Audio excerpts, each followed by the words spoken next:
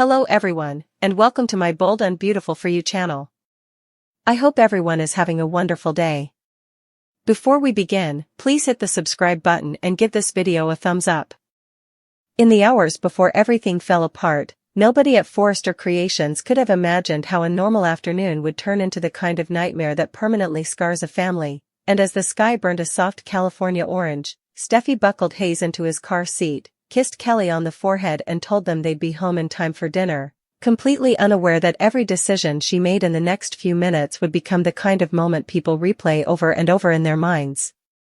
The kind of moment that wakes them up at 3 in the morning gasping, wondering what they could have done differently, what sign they missed, what detail should have warned them tragedy was coming, but Steffi, confident, busy, juggling messages from Ridge, updates from the design team, and one last voicemail from Finn reminding her to pick up Hayes' allergy medication on the way home, slid into the driver's seat, smiled at her kids in the rearview mirror, and pulled out of the parking garage.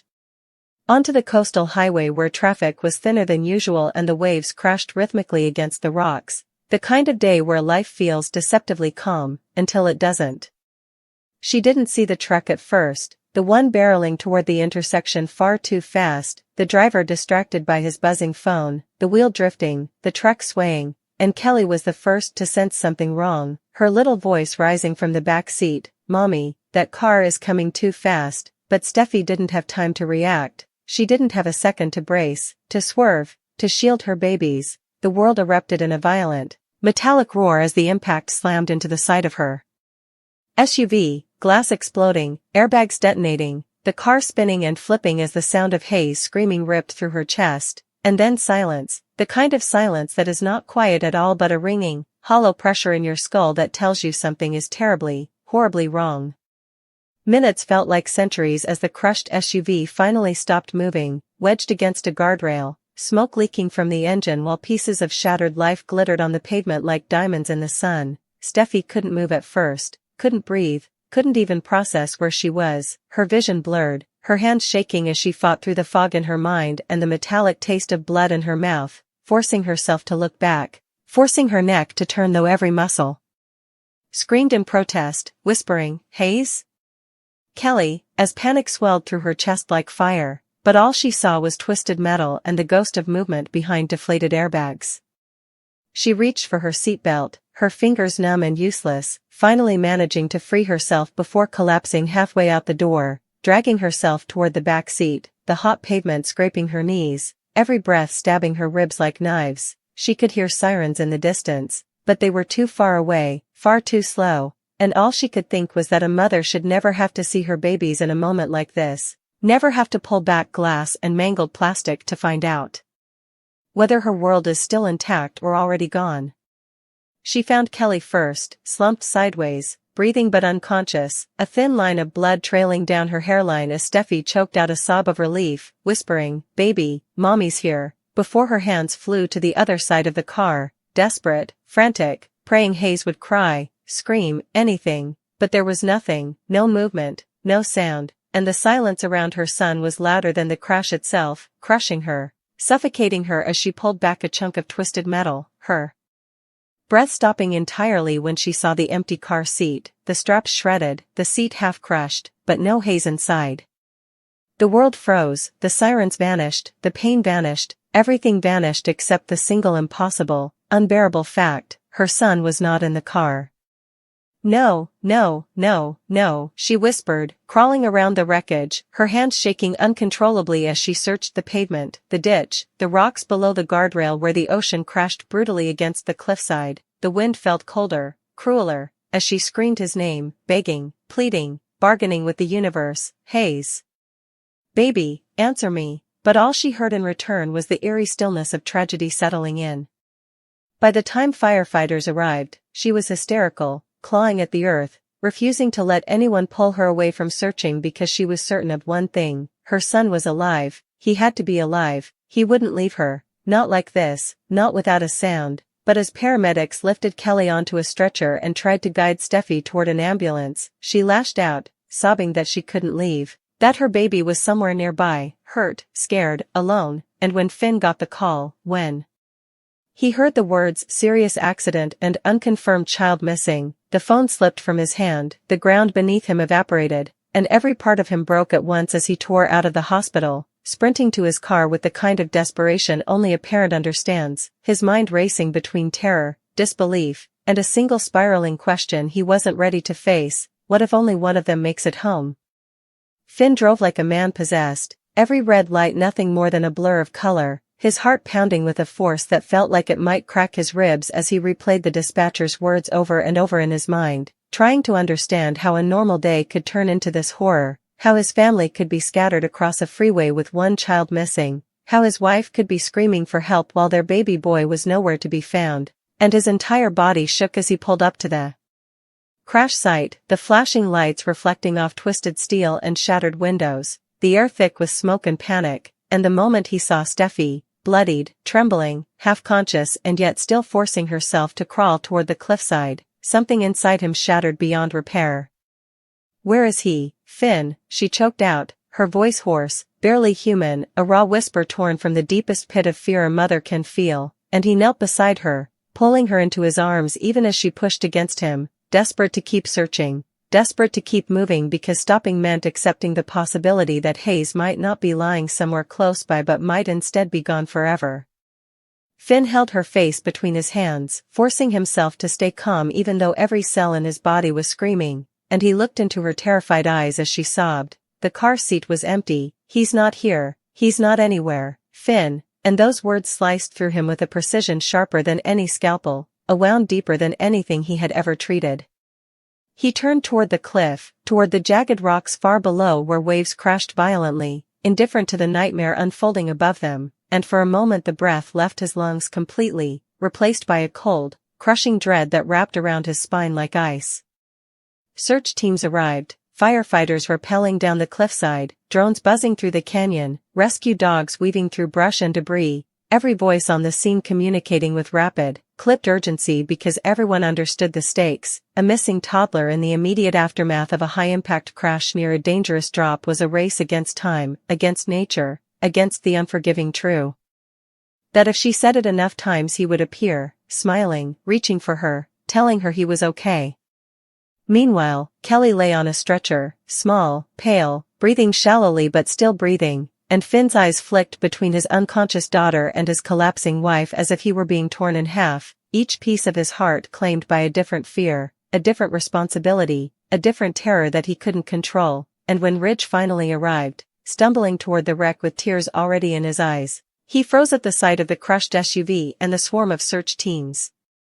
"Where are they?" he shouted, his voice cracking as he looked around desperately, and when he saw Kelly, he gasped with relief and horror all at once, pressing a trembling hand to her leg before turning to Steffi, who fell against him like a child, sobbing, "Dad, Hayes is gone.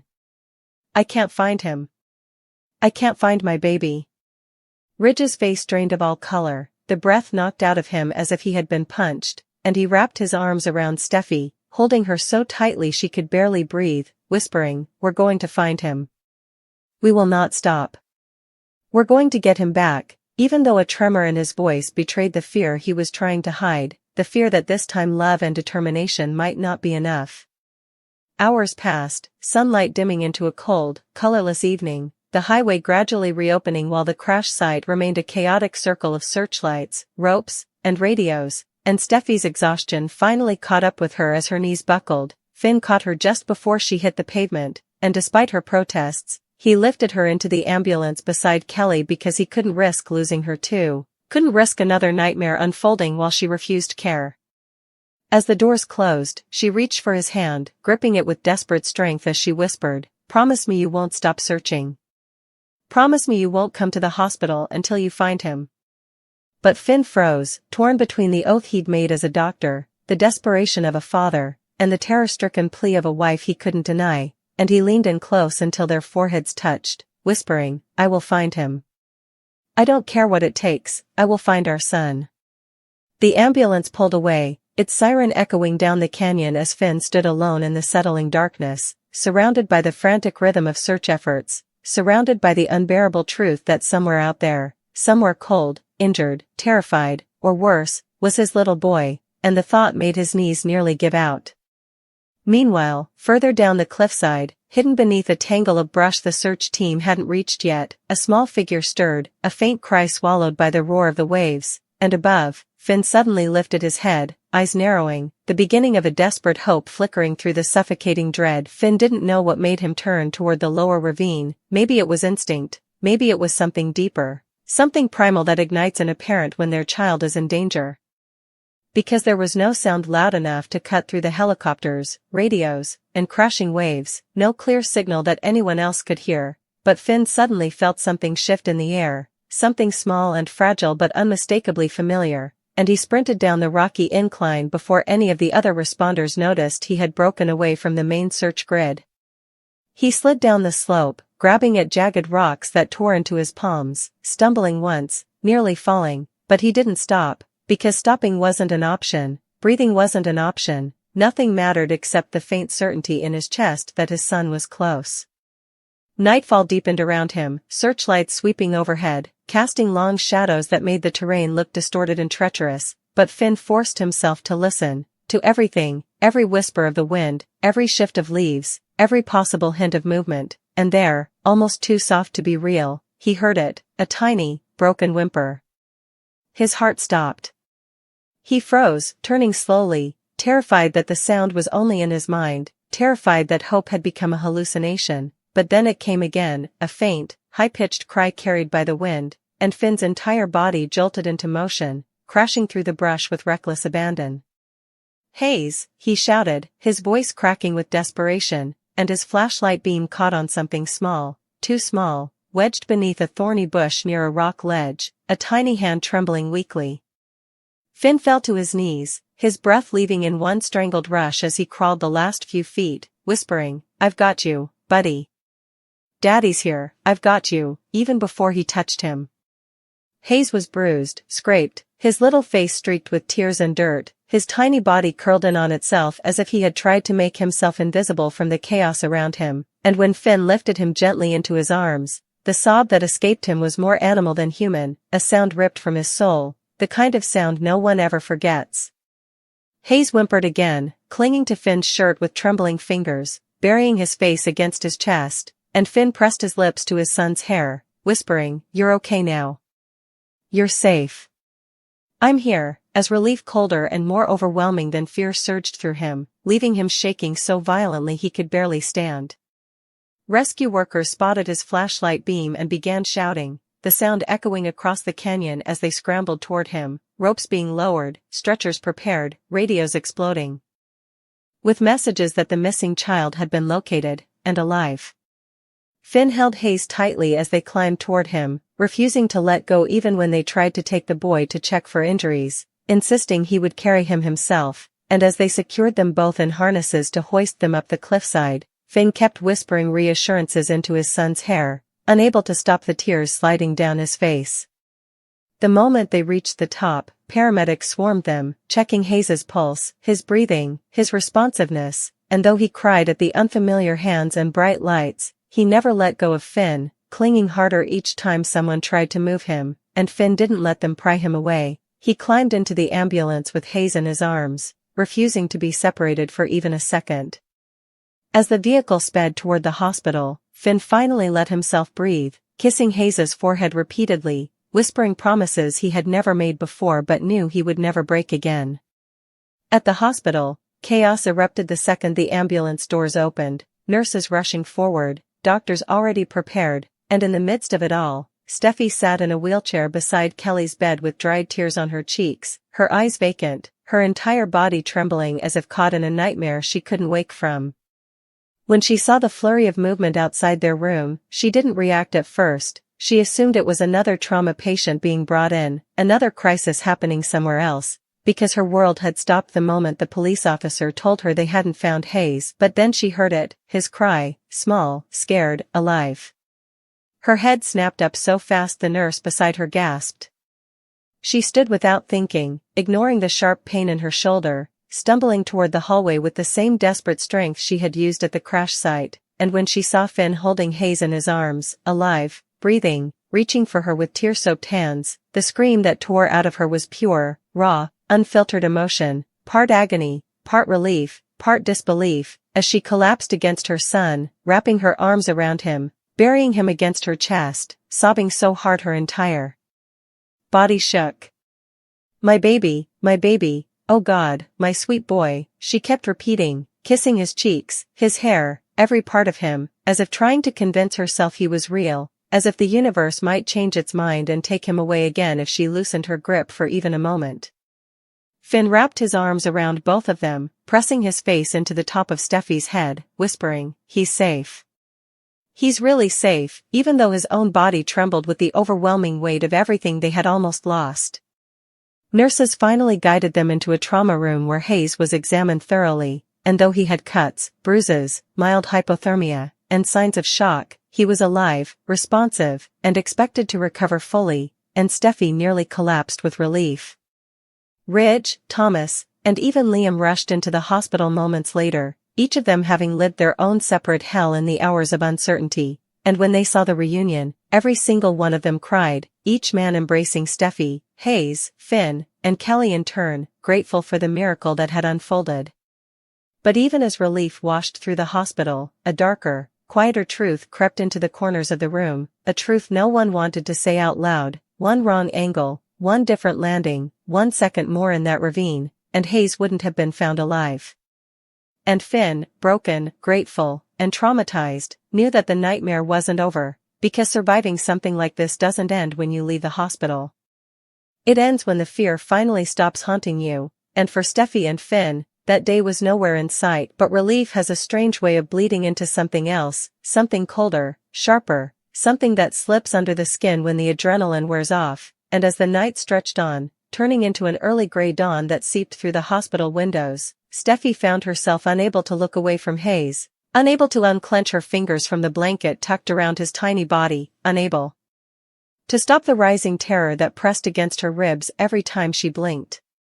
She watched him breathe, watched his chest lift and fall, watched the way his curls framed his bruised forehead, and every time she heard a monitor beep or a nurse shift their weight outside the door, her heart lurched so violently she had to hold on to the side of the bed to stay upright. Finn sat beside her, shoulders hunched, dark circles hollowing his eyes, his hands still stained with dried dirt and blood that he hadn't yet washed off because some part of him clung to the grime as proof that he found his son, proof that he fought for him, proof that Hayes was alive because Finn refused to stop searching. Even Kelly, lying in the pediatric ICU a few doors down with a mild concussion, looked like an angel peacefully sleeping, unaware of how close her life had come to changing forever. But Steffi could not close her eyes, not even for a second, because every time she tried, she saw the crushed car seat, she saw the empty straps shredded by impact, she saw the abyss below the cliff and felt the cold wind slap across her face as she screamed her son's name into nothingness.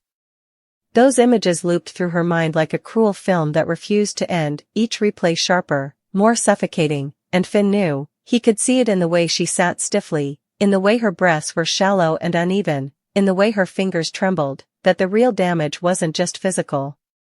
Ridge paced the hallway outside, unable to sit, unable to rest, unable to do anything except replay the horror he'd witnessed on that highway when he first arrived, the sight of Steffi crawling across broken glass, screaming for Hayes, the sound of her voice so raw it nearly brought him to his knees.